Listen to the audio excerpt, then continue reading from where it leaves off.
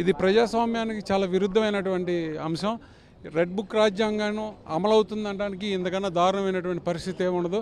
ఎవరైతే కంప్లైంట్ ఇచ్చారో వాళ్ళే వచ్చి సాక్షాత్తు కోర్టు సమక్షంలో న్యాయమూర్తి గారి సమక్షంలో వాంగ్మూలం ఇచ్చిందాన్ని కూడా వక్రీకరించి చట్టాన్ని వాళ్ళకి చుట్టంలాగా ఎలా చేసుకుంటున్నారు అన్నదానికి వాళ్ళ వంశీ గారి యొక్క అరెస్టే దీనికి నిదర్శనం.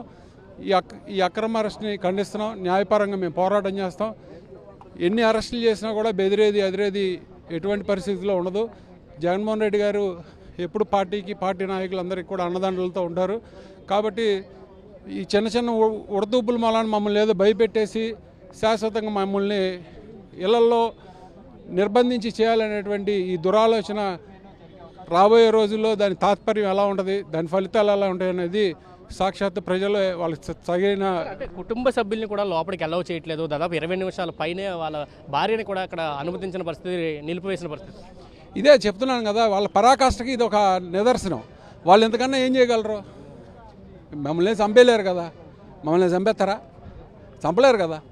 వాళ్ళు ఏ రకంగా రాజ్యాంగాన్ని బిఆర్ అంబేద్కర్ గారు రాసినటువంటి రాజ్యాంగాన్ని ఉల్లంఘించి వాళ్ళు ఏ రకంగా రౌడీయిజం గుండాయిజం ఏ రకంగా వాళ్ళు చట్టబద్ధంగా ఎలా చేస్తున్నారనేది దానికి అదే నిదర్శనం. ఎందుకంటే ప్రతి పౌరుడికి న్యాయవాదులను తీసుకెళ్ళి కలిసేటువంటి హక్కు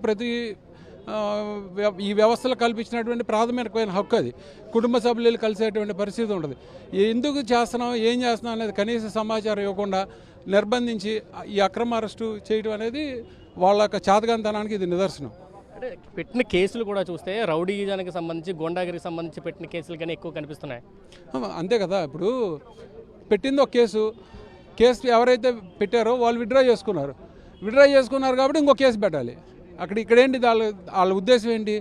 కేవలం వాళ్ళు వంశీని నిర్బంధించి, వంశీని హింసించి, వంశీ అనే అతని వ్యక్తిని నాశనం చేసి, అతన్ని నా అనుమానం అయితే అతన్ని ఈ భూలోకంలో నుంచి కూడా తీసేయాలనేటువంటి, ఎలిమినేట్ చేయాలనేటువంటి వ్యవస్థలో నడుస్తున్నటువంటి పరిస్థితి. ఎందుకంటే మన గతంలో చంద్రబాబు నాయుడు గారిని అనేక సందర్భాల్లో చూసాం. ఎవరిని ఎలా ఎలిమినేట్ చేయాలంటే వాళ్ళకన్నా సిద్ధహస్తులు ఎవరు ఉండరు.